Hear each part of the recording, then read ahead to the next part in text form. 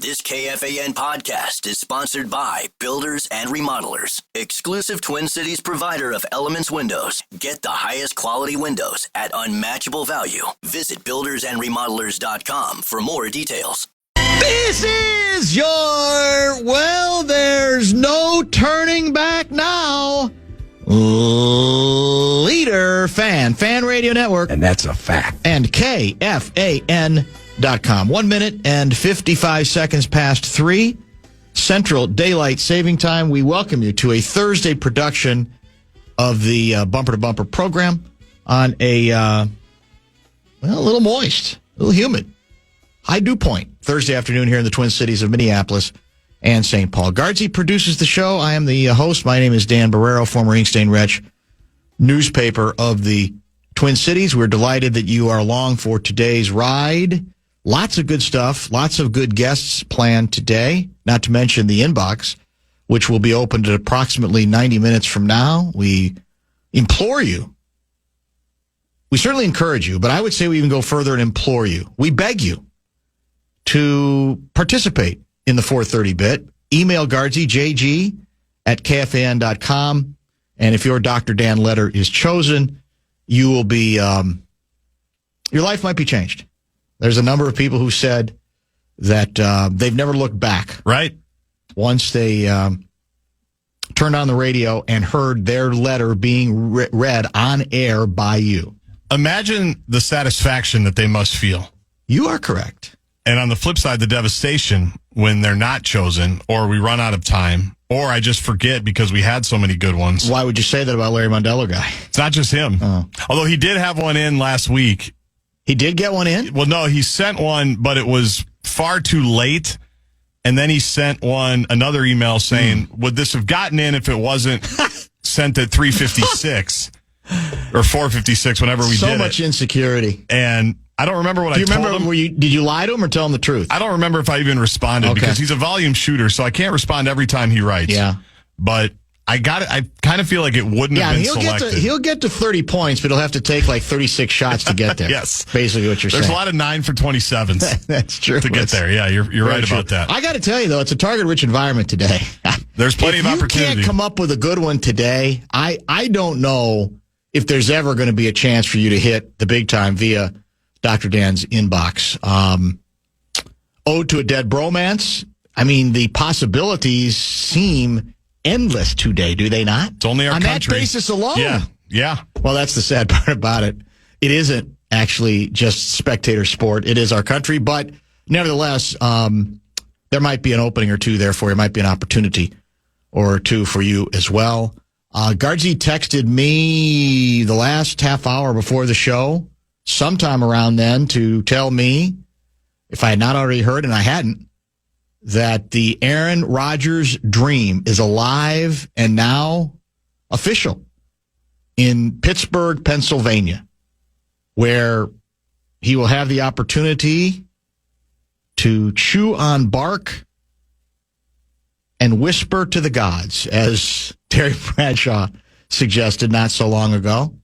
I wonder if Terry will change his mind on his position regarding the Steelers wooing of said quarterback. He is joining the Steelers. And that means, by the way, we're going to see him. Yes. Right? Is that our first of 2 European stops or the second? I can't remember what the sequence is. That's the first in Dublin. That's in Dublin. Yes, September 28th. By then, will J.J. McCarthy be so far on his way to becoming a franchise quarterback that there will not be a single nervous Vikings fan as the Vikings prepare to face A-Rod? Or by then, will it be, he wanted to come here. He really did. We could have waited another year on J.J. Seifert told us he was out there. What's the rush? What's the hurry? He still looks like he's 12, so next year he'll look like he's 13. What's the difference? That's the question. Because now we're going to face him. And now, whatever remaining vestige of a dream there was that he could end up in a Vikings uniform, that's now dead, right? Nothing can happen at this point. Wouldn't think so. There's no scenario in which, at some point during the 2025 season, Aaron Rodgers could be donning a Vikings uniform, correct? Seems very unlikely at this point. I think we got to go beyond unlikely. Yeah. I think. Well, I mean, I can give you a percentage. It's 99% that it's not going to happen. Okay. Yeah. That's it.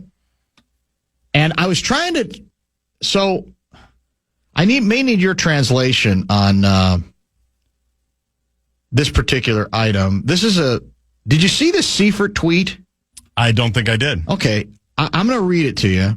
Although I'm not good at describing emojis, as you know. I'll pull it up. He's playing off of the Schefter tweet.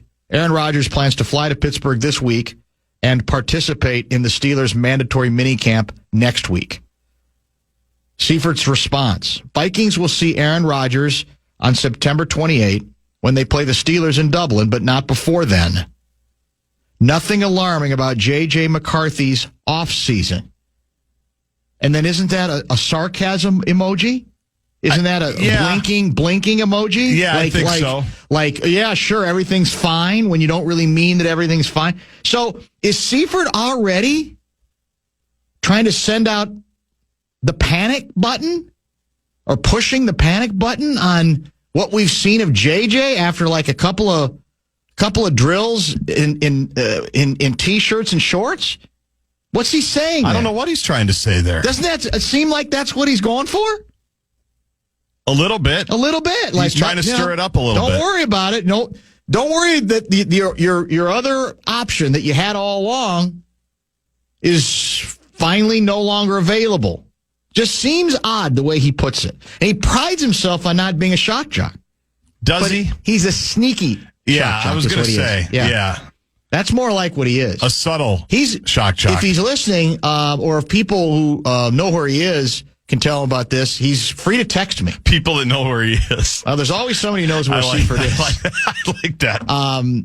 There's spies everywhere. Yeah. You know? So I just found that kind of interesting. And, you know, we didn't talk about it when the Terry Bradshaw, I think it was an interview with a radio station in Arkansas, I think. I want to say it was like Little Rock, Arkansas, had Terry Bradshaw on.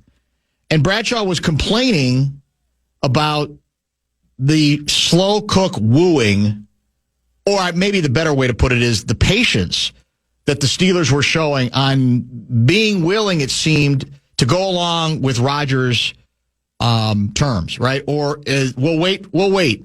There's no hurry. We don't need to find out last week or the week before. Yep. We'll do it. We'll wait patiently for when Rodgers wants to make the announcement. Now, deep down, they may have taken that approach because they knew that he was going to end up signing with them. I don't know. Maybe, because he did hit that a couple of weeks ago at that charity event. Yes, he did. Hey, Raj. But you want Bradshaw's quote? I have part of it, but go ahead if you have the entire quote. From 103.7, The Buzz. Yeah, The Buzz. That's in Arkansas, right? In Arkansas, yes. That's a joke. That, to me, is just a joke. What are you going to do? Bring him in for 1 year? Are you kidding me? That guy needs to stay in California, go somewhere, and chew on bark and whisper to the gods out there. I love the quote. Chew on bark and whisper. Can you chew on bark in Pittsburgh? I don't see why not. Yeah, they have a lot of good trees. Can you whisper to the gods in Pittsburgh? I don't see why you couldn't either. He's everywhere. They're everywhere. Because I think he almost seems to make it sound like what's out in California where people do weird things like chew on the bark and whisper to the gods, right? Yes. But I think you can do that in Pittsburgh. And you know what? If he's effective at the quarterback position, they'll let him chew on whatever he wants to chew on and whisper to whoever he wants to whisper to. In fact, it's a good promotion, like Aaron Rodgers' Bark Day. That's true. And everybody gets to chew on bark in Pittsburgh. Yes. Maybe with some Heinz. So, are you relieved? I mean, I think you had moved on. I hadn't. I was still holding on to the dream. Oh, I'd moved on completely. Because I said, sports, if we've learned anything about sports over the decades, it's weirdness almost always ensues, and often when you least expect it, where you go, well, they couldn't have scripted that. Hollywood, as the cliche goes, would reject that script. They'd say, no one will believe it. That's the nature of sports. We see it again and again and again. But regardless, whether you're holding on to any hope, and I know there are a lot of Vikings fans who lie to themselves and claim they wanted no part of them. They say that, I think it's what do they call it? Is it a protective device? I think it's defense mechanism. Defense mechanism is the better term. You're right. That's what it was, I think, for a lot of folks. But now we do have a delicious subplot for, what'd you say the date was? September 28th? September 28th in Dublin. Is that not a great subplot? We got all kinds of history with Aaron Rodgers. Yes. Within the division, obviously. And of course, he was with the Jets last year, but mainly because of his years in Green Bay. And now we got the kid quarterback, where he's already been compared to two of the greatest quarterbacks in football, and he hasn't played a minute in the National Football League. First, it was Josh Allen, and then it was Joe Burrow. Yes. Who's next? Who's the third one that's going to be named? Probably Aaron Rodgers. That's it. And so that'll be 4 weeks into the season? It's week 4. So week 4. After the Bears and then 2 home games, the Falcons and Bengals with Joe Burrow. What a great subplot. Is that Rodgers being in is interesting for everybody. I think at least early. Last year it got bad quickly. Right? They weren't very good, and then coaches get fired, and then he was he was a complete non-factor.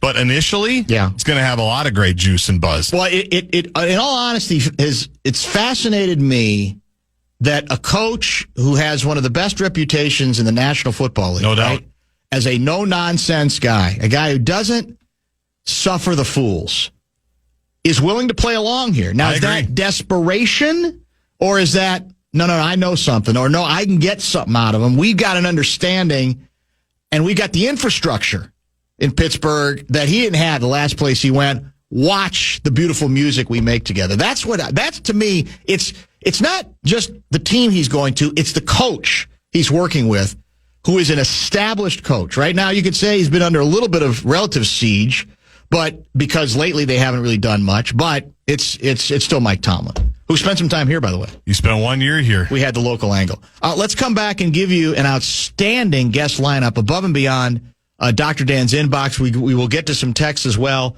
Lots more before we wrap things up.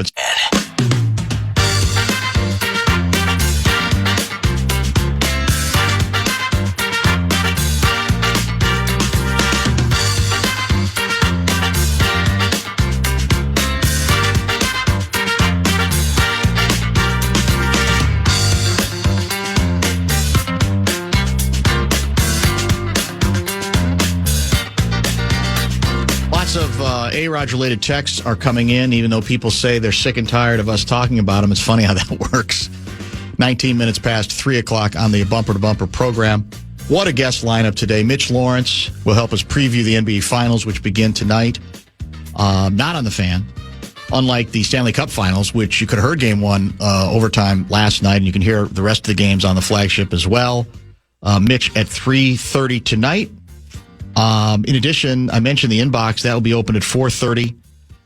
Look at this. Richard Pitino returns to the program at 5:30 today. First time we have chatted with him since he made the move to Xavier, correct? He's the new head coach. Yes, Cincinnati. At Xavier in Cincinnati, Ohio, and we will get the definitive word on whether his father is interested in becoming, again, the New York Knicks coach. That's my opening question for Richard Pitino at 5:30. Just get right to it. Yeah, might as well get right to it. That's what everybody wants to know about. Wouldn't even have to move? No. Would work out well. He's the belle of the ball in New York now anyway, That's right? true. Yep. People love him in a way that a lot of people apparently don't love Thibs. So, who's to say? And then Lou Ragoose is scheduled to join at 4:15 this afternoon. We will talk about the case he's been covering, the Derek Thompson case, a murder trial. And I believe the jury is deliberating as we speak. I think the closing arguments have already taken place, and there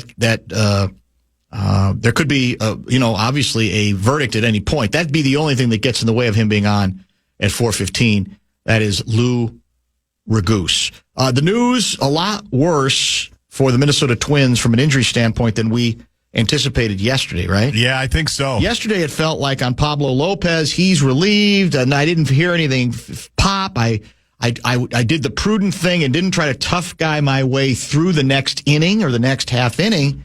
And the implication seemed to be he's going to be on the injured list. He's going to miss, I don't know, a couple of weeks, maybe a little bit more than that. Well, now we're told it's going to be 2 to 3 months that Pablo Lopez is out. He has what's called a grade 2 strain of the teres major, T-E-R-E-S. Am I pronouncing that right? I think so. a muscle that attaches, as you know, the scapula in his shoulder. Supposedly, and I don't even remember this, this is the same condition that Joe Ryan dealt with late last year during, I think it was early August. And so I didn't remember. So Ryan, was he done at that point? Was he done for the season? He must have been if it was 2 to 3 months. Yes, it was season ending. Season ending. Yep. So obviously, if you look at the calendar, and if you're an optimist, as Pablo is, you think there's still a chance he might be able to get back, right, for the last month of the season. Because what is this now? It's May 8th? No, May 5th? Today's June 5th. One of these months. So June, July, it's 2 months. Yes. If he misses all of August, that'd be 3. So then presumably he still would have a chance to get back in September. Optimistically, it's mid-August if it's the 2 months. Right. If you're on the back side of that timetable, you're looking at Labor Day and beyond. Yeah. And potentially to get back in, and hopefully they've held some water, and the other pitchers have held in, and they're still in the same playoff situation that they're in now. But this is a total buzzkill. Completely, because it feels so different than what we got yesterday. And even his comments where he's basically... Right, he was very relieved. But even yesterday when he's like, I feel good now. Yeah, he goes, it seems like I had like a hard workout, and I'm a little sore, but... He goes, that's what's going to bother me the most is I'm going to feel good, but I'm going to know there's something bad back there. This is more than a twinge, obviously. This is more than something minor. Twins, by the way. Not that long. And I heard David Festa got lit up in the first inning. Is that correct? I was going to say, inspired for Pablo today. They are losing 7-0 right now in the bottom of the third. We start the day with the third best record in the American League, by the way, for whatever that's worth. We've been one of the hottest teams in baseball for the better part of the last 40 games. But, I can't imagine a bigger buzzkill for the organization at this point. Another significant injury. Now, Pablo, since he got here, he's been pretty durable, has he not? Feels like it. Yeah, it feels like it. I might be missing a couple things. Major stretches out of the rotation, unless I'm forgetting an injury. Someone will tell us. But, pitchers at that level, you're not going to be able to replace. And we all know that the hitting is going to continue to go up and down, right? I mean, there's no question about that.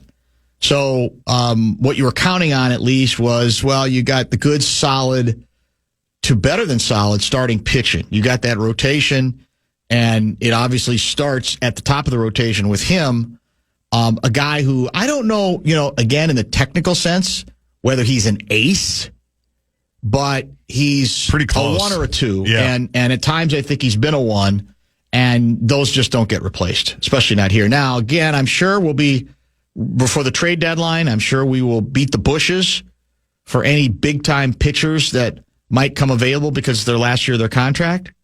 We're always very resourceful in that regard, right? No reason to think it'll be any different this year.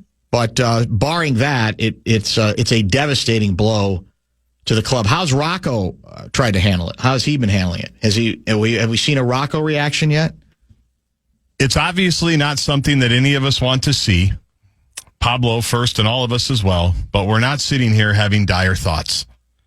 That was Rocco's quote. Well, that's what a manager has to say. And that's how Rocco usually says it. We fully expect him to be back this year and pitching for us. He can't say, man, that's it for us. Yeah. But it's hard. Yeah, so he's saying there's still hope, obviously, that you get him on the back end. So, and he's been 180 some innings 1 year with us, 195 his first year with us. Yeah. So he's been pretty solid. Which these days is huge. Yes. Back in the day, you get to, if you're a horse, you get to automatically to 200, sometimes more. But it's a different world in which we live. So I guess the battle cry has to be just holding the fort. But whether that's really realistic, I know we allegedly have had, some good starting pitching options in the minors, Festa included, but you're not going to, realistically, like I said, replace a workhorse, because that's pretty much what he is. Just a very professional pitcher who you could pretty much count on. Wasn't going to say anything goofy. Wasn't going to do anything goofy, right? Just going to go out and pitch. Yeah. Take the ball and do his job, and most of the time do it well to very well. I still get texts from people going, "What about the guy we traded away for him? You see how good he's been hitting?" And what's his name? I forgot his name. Luis Ariz. Ariz.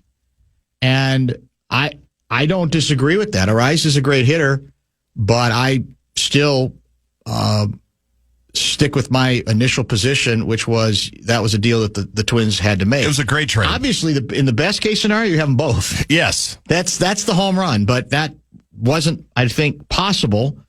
And given how important pitching was and what they needed to bolster the top of the rotation, I still think it's a trade you absolutely had to make. And I don't think should be any regret in that trade, even though Ariz is probably an even better hitter than we appreciated when he was here because of his consistency, right? Well, I go back to just 2 years ago when Lopez was so critical to that whole thing, snapping the playoff streak. Yes, right. He was so good that year, and he's been good basically his whole time here. So they were able to sign him 2 years ago, too, to a very reasonable contract extension, right? That was part of it. That trade, we should have no second thoughts on. No, He's I don't been think so. outstanding. Been outstanding. All right, let's get our first bottom of the hour pause in. NBA Finals finally begin tonight in Oklahoma City. Mitch Lawrence will help us preview the series, and I'm guessing we'll get an opinion or two on what's been going on in New York. Thibs out, and who's in? And there's a million rumors, including Chris Finch. You saw that one?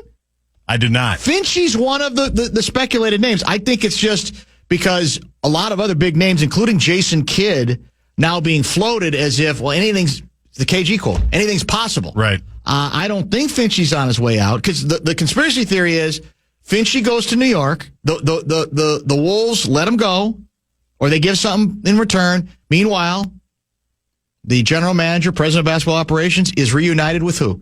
Michael Malone. Interesting. That's the conspiracy theory. I don't think there's any substance to it at this point, but it's kind of fun to talk about. We'll talk about all of that with our guy Mitch.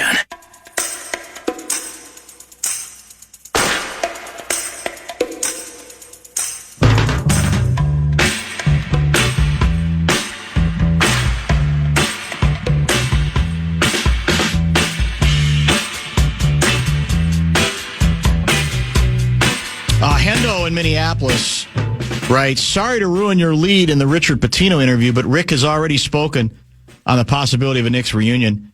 Absolutely not. Two things, Hendo. Thank you for your vigilance. We knew that. The question was going to be a little bit tongue-in-cheek. And secondly, Hendo, remember one thing. The only group of individuals that lie more often than politicians are coaches. All this negativity that's in this town sucks. I don't know how to break it to you. And you know who knows that better than I do? Our next guest, Mitch Lawrence, via the Connecticut Water Systems hotline. If you had $1 for every time a coach that you interviewed or spent time around fibbed, you'd be living in Maui right now on the beach, right? And with no financial difficulties whatsoever. At the very least, I wouldn't be talking to you. I'd be hanging out. That's very true. That's 100% what I need you for. I got all this money. Yeah, that's it. That's exactly. How you doing? I'm all right. How about you? Doing great. You know, I was just telling Justin, I mean, it's amazing. The Knicks have their greatest playoff season in 26 years. Yes. They've never had a playoff season where they win, 10, 11 playoff games, and they're on the verge of going to the finals. And how do they celebrate it? The only way the Knicks can, they fire their coach.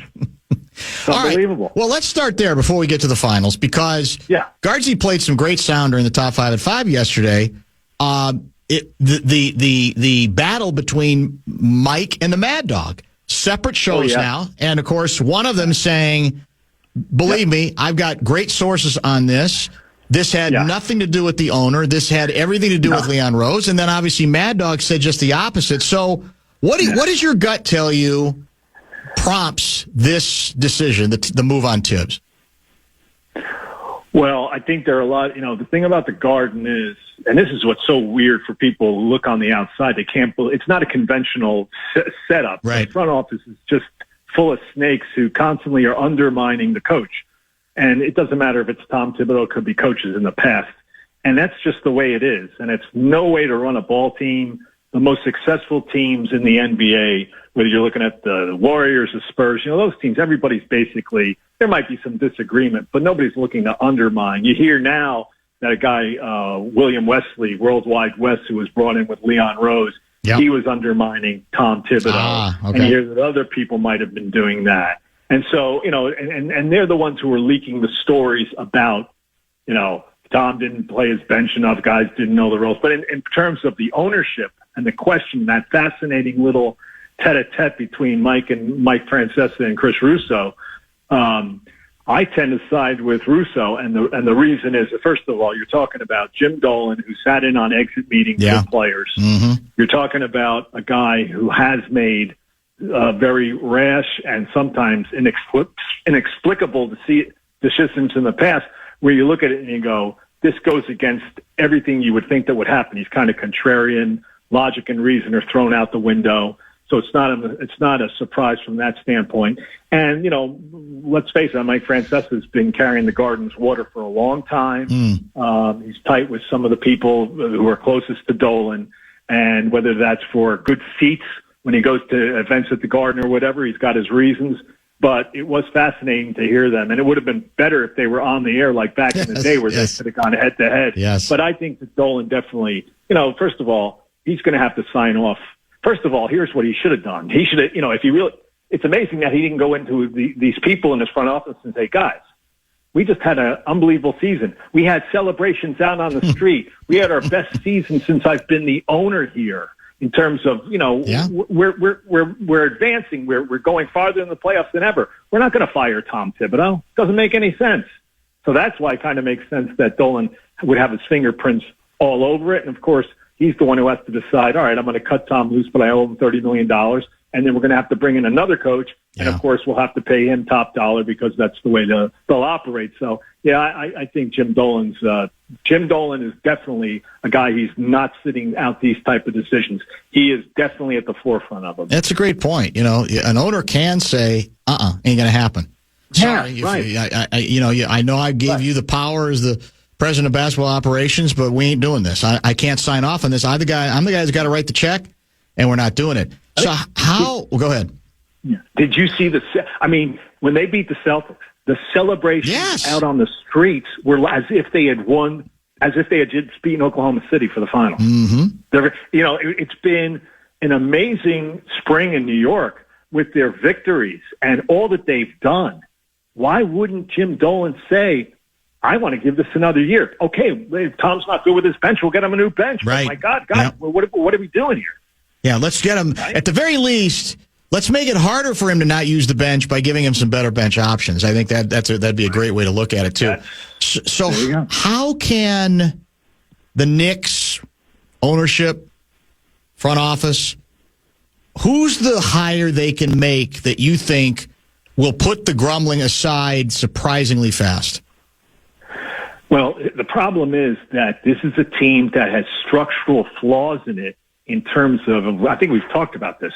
It's funny. Karl Anthony Towns, all of a sudden, he's like scapegoat number one because he doesn't protect the rim and play requisite defense you need from a big. Well, everybody knew that when he came from Minnesota. You guys knew that, right? Yep. And the other weak link defensively happens to be their best player in Jalen Brunson. So structurally, your two best players are one-way players, and as Steve Kerr often talks about, you want to win titles in the NBA, for the most part, you have to have your top players be great two-way players, great offensive players, but also they're the guys who can shut down other people. Knicks don't have that. So who is the coach to bring in to try to get you to the next level? I don't know if this team has a next level as constantly as it is presented now because of those two things working maybe against you. So I think people in New York are going to – now, there are people who don't want to see Mike Malone coach. I can't believe that. Mike Malone's got some New York in him. His father was an assistant, Brendan, there with the Knicks. I think Mike was too. He knows the lay of the land. That's very important, Dan, to have a coach who knows what's going on in New York. What people don't know on the outside looking in is you notice that Jim Dolan and Leon Rose never do interviews. They never do any kind of interviews, especially after the season. Pat Riley, whose team got obliterated, gave up 1,000 points in those two home losses. He sat and took questions from the media for like an hour, as he always does. You have all these other executives. Knicks don't do that. It falls upon the coach. They're the only team where, like, the coach has to represent the whole franchise. And so it puts him in a tight position at times where if he doesn't like a personnel move that's made, he still has to go publicly and back it because they send him out there to do the dirty work. So the coach, whoever you're going to hire, has to know the New York media, and he has to be comfortable with that role. I think there are a lot of coaches who probably like, hey, you might pay me all this money, but I'm not interested in that. I think right now the name like Mike Malone would be, to me, makes sense. He's won a title. Okay, he did it with Jokic, but he did a good job in Sacramento too before that. And I think he's a guy. I think now I don't know. Jason Kidd's name's come up. He's under contract in Dallas, right? But he obviously knows the New York market. If the Knicks are going to go in and try to get him by giving Dallas future picks, money, whatever, and bringing Jason Kidd, I think people would like that. What I think Knicks fans are concerned about, the name Johnny Bryant, who's a big assistant. He used to be with Tom in New York, and now he's in Cleveland. He's been around, but he's never been a head coach. And his name has come up prominently. I think William Wesley Roe Why West wants him. To bring in a guy who's never been a coach into New York with a team that is viewed as being a championship contender, even though I disagree with that analysis. I think it's a cut below. I think that's a big mistake. I don't think you can have a guy learn on the job while he's trying to get you to at least 10 playoff wins again, if not more, because the bar has now been set by Tom Thibodeau by having you get to the Eastern Conference Finals and by winning 2 games. I mean, the next coach faces the expectations are going to be daunting. I'm sure you're aware of some of these comparative numbers from 2012 to 20. Woodson, Fisher, Rambus, Hornacek, Fizdale, and Mike Miller combined for 238 victories. From 2020 to 25, Thibs had 226. So only 12 fewer victories for one coach over 5 years compared to 8, and about the same number of coaches previously. I just, like you said, it's a different world in which we live now. We get it when it comes to coaches and changes, and owners can do whatever the hell they want to do. We know that. It's their money. It's their teams. But it is, even if you have some Thibs doubt about some aspects of what he does, I just don't think there's any way this can be justified. Right. And that's just, but this goes back to Jim Dolan always does make these moves that you look at and you just can't believe. I mean, he's done that throughout his tenure, which is basically almost 25 years of running the show there. And, that's the thing that Knicks fans are always, they're always concerned about, because when you have prosperity like they've had, and this recent stretch under Tom in the last couple of years have been phenomenal, all of a sudden the rug's pulled out from under you if you're a fan, and now you're wondering, is this, because here's the interesting thing, which we haven't talked about. Rick Brunson, Jalen's father, is on the bench. That's right. You've seen him there. Yeah. He works with Tom. The question is the new coach going to keep Rick Brunson, or does he say, no, I don't want Rick Brunson? And if the Garden says, okay, Jim Dolan says, you don't have to have Rick Brunson. What does that mean for Jalen Brunson's future? Right. As a Knick. Right? I mean, that's the thing. It's like, if a lot of people think, if you're going to jettison Rick Brunson, Jalen Brunson's going to be like, all right, I'm leaving as soon as I can. I'll go to Miami. I'll go somewhere else where they run things properly. It will be interesting to see. All right, the NBA Finals start tonight. As you know, the Thunder are prohibitive favorites. Are you here to give any sustenance to the notion that the Pacers are being underestimated once again, or is this an OKC rout?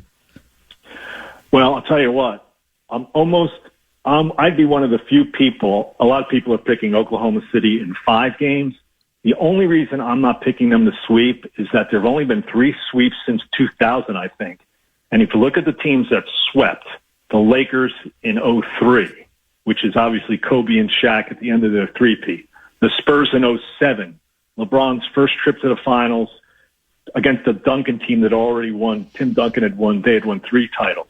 Then Golden State in 2018, where it's the second year of the Durant Curry, where they're killing Cleveland off. Those are tremendous players and finals MVPs and tremendous teams, super teams, however you want to call them, dynasties. This Oklahoma City team doesn't have any of that. So on that, by that, I think, even though to me they're very much deserving to be overwhelming favorites, I will give Indiana a game. But I don't know how Indiana's offense which beat up the Knicks when they had to. In the 4 wins against the Knicks, they averaged 127 points and overall 117. And that's what killed the Knicks. It wasn't this where people talk about, well, Tom Thibodeau didn't run his offense wasn't creative enough. It was his defense that killed him. These were like the Thibodeau teams you never expected to see. Indiana's not playing those defenses anymore where you can hunt down Jalen Brunson and Karl Anthony Towns and go at them. They're playing an entirely different defense. Great an point. Elite, as the fans of Minnesota know, an elite Oklahoma City defense with physicality on the wings, with guys like Lou Dort. I just don't know how Halliburton's going to have a big series. I think this sets up for Halliburton. They'll try to cut off the head of the snake, as they say, and that's going to be him. And after that, I think it's going to be tough sledding for Rick Carlisle's guys. But I just think the defense from Oklahoma City presents all kinds of problems. And then at the other end, Shai Gilgeous-Alexander's the newly crowned MVP, and they run a very good offense. The only thing that Indiana does really well and better than them is shoot threes. Right. And I just don't know if they're going to get great looks. So, I think everything points to a rout. They've got the home court. And, Rick Carlisle, the saving grace for Indiana is if he can pull a rabbit out of his hat and do some things that make it more competitive than what it seems to be, I think he could do it. But otherwise, this looks like a quick series. Well, I think you're right. Halliburton, for the Pacers to truly threaten and even, breathe into the idea of actually stealing the series, Halliburton would have to be the best player in the series. And that's very difficult to see given what they can do defensively. And you hit on another, I think, key point, which is, we in all these series, we talk about defensive liabilities that the other team kind of, hunts is the term, I guess, that's become popular. And ain't nobody to hunt on Okie City, right? There's literally nobody you can do that with a straight face and really think that you're going to be able to go to town. I mean, Gilgeous-Alexander might be the weakest, but he's a good defender. He's not an average defender. He's a good defender. So there's no one that the Pacers can say, there's the guy. We're going after him. Right. And look at the players they can put on Halliburton. They'll start with Lou Dort. They'll have Caruso. They'll have Kason Williams.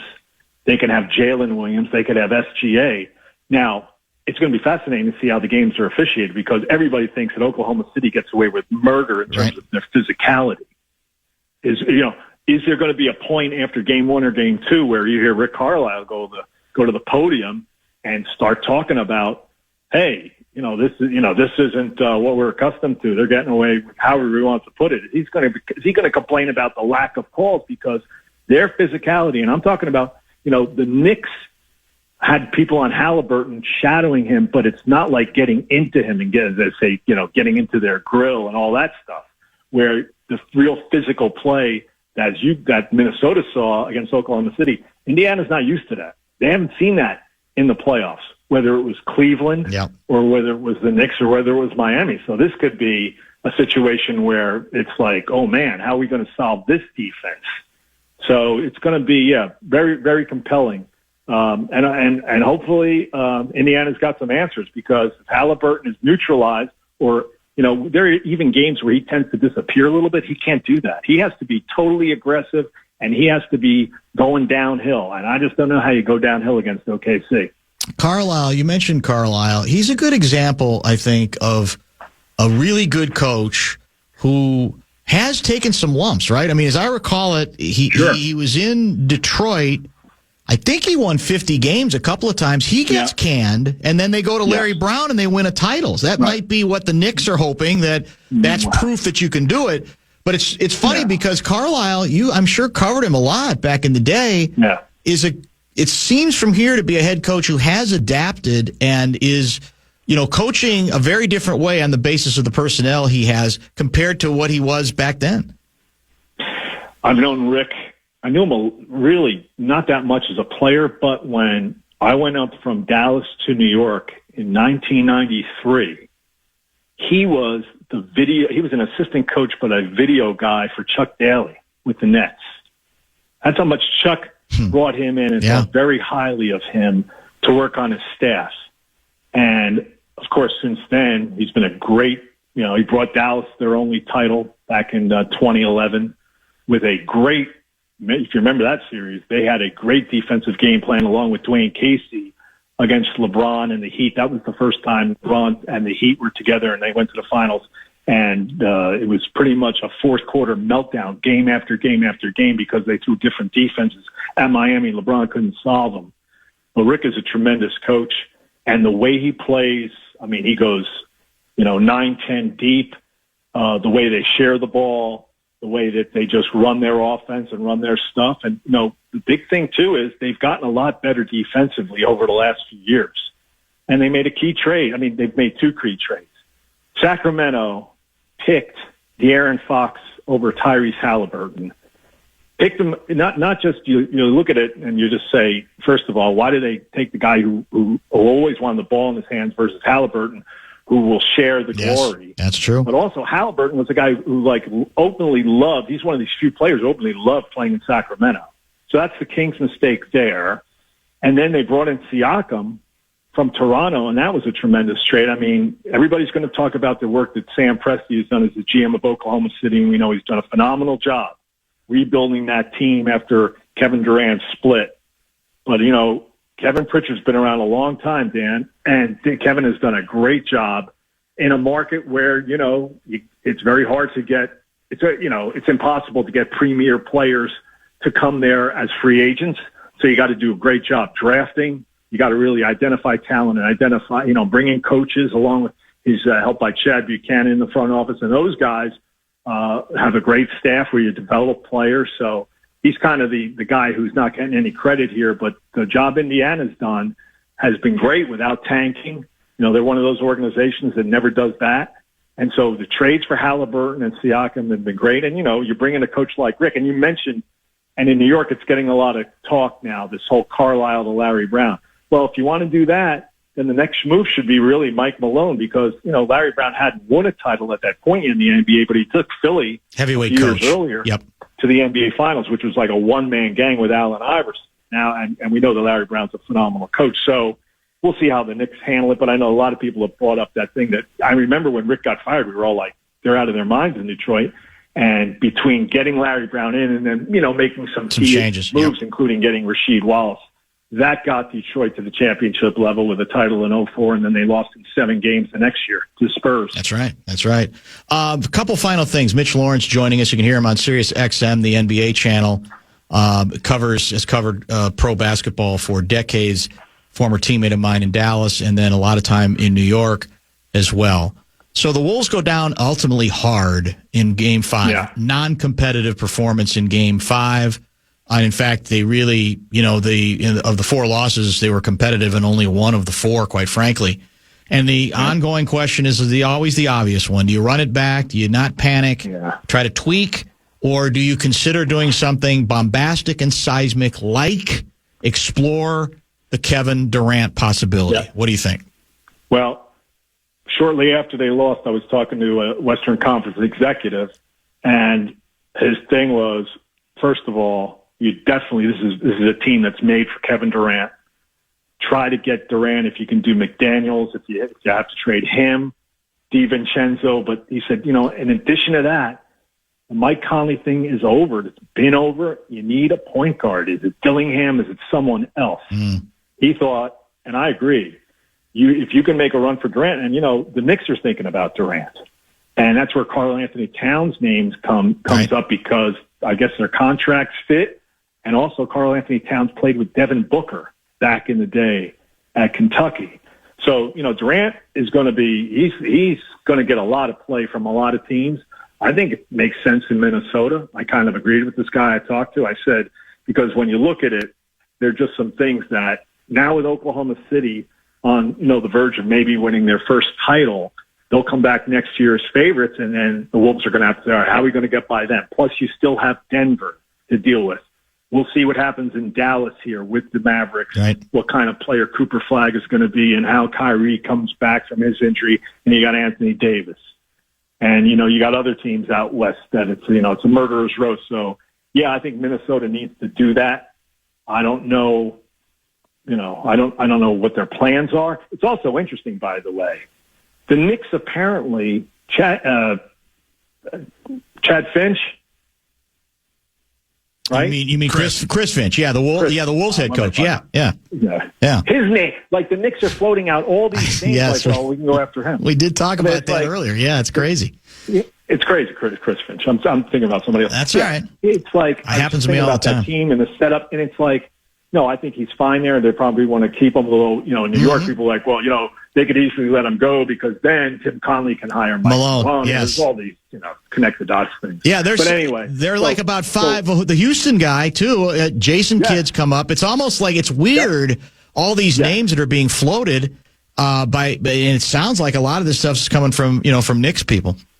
Yeah, and I think that's something to, Knicks people are always floating out, like whether it's big free agent names that they can't get, but it kind of whets the appetite of their fans. Right. Well, the Knicks are going to try to do this. It's like now they're going to try to get Giannis and Antetokounmpo. They don't have the assets. They used all their assets. They gave the Nets 5 first-round picks for Mikal Bridges, which was a bad move. It was. As it turns out, because they overpaid. Now they don't have any assets to go get Giannis Antetokounmpo. But they do that type of thing. So they're bringing up, Finch. They're bringing up Ime Udoka. They're bringing up Jason Kidd. It's like, how are you guys going to get these guys who are under contract? And already, I guess, Houston's come out and said, no, Ime Udoka is not going anywhere. I did see that. Yeah, and it'll be interesting to see if that happens at the other locations as well.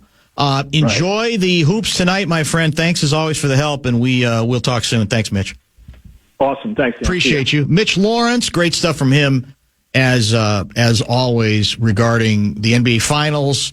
Little leftover drama from the Knicks story that continues to be national in origin. And then a little bit on the Timberwolves and an interesting conversation he said he had with an exec out of the Western Conference. We'll react to some of that. We'll also get to some of your texts. We'll remind you the inbox will be open at 4:30. Richard Pitino at 5:30. Lou Ragoose coming up in about 15 minutes. And is it time for a new sounder? Do we need Ode to a Dead Bromance? That might be next.